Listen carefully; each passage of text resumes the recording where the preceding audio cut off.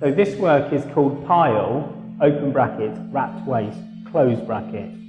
And it's a bronze cast of builders, decorators' cloth wrapped up with rubbish inside it.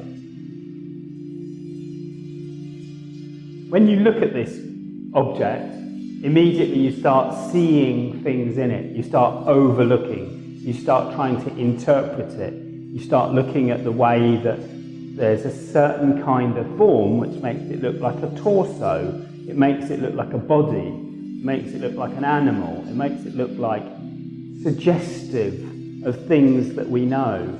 But we also know it's wrapped up, and so we can't quite see what we're inventing. You know that there's certain leaps of imagination and certain leaps of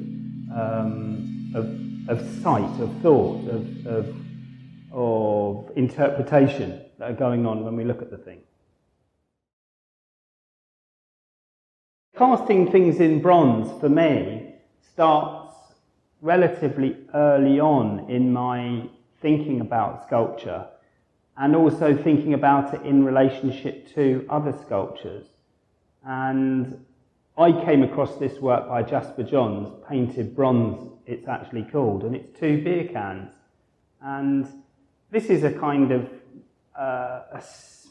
in a way it's a second wave, if you like, of bronze casts, where originally things were cast in bronze and then the bronze was patinated and that was what was on show.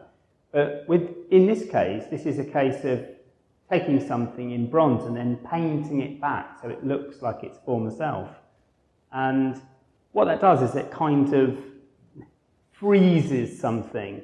I mean, this object actually, if you, in the real object, if you move it around, actually bits fall down and it changes shape.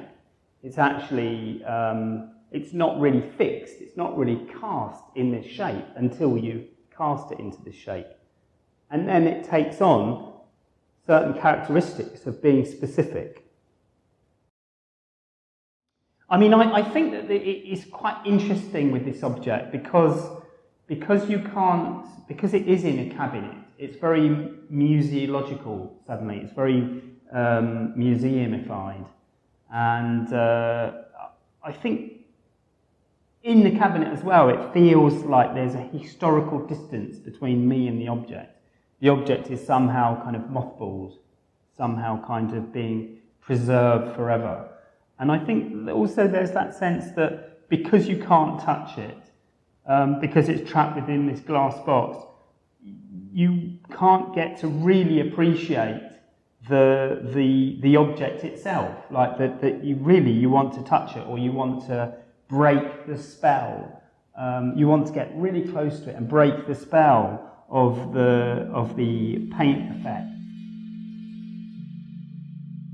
You know, within this piece, you can see lots of surrealism. You can see lots of alluding to things.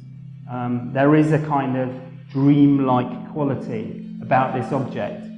The very fact that this kind of like mysterious object is sitting in the room, this mysterious object is kind of staying forever in this room.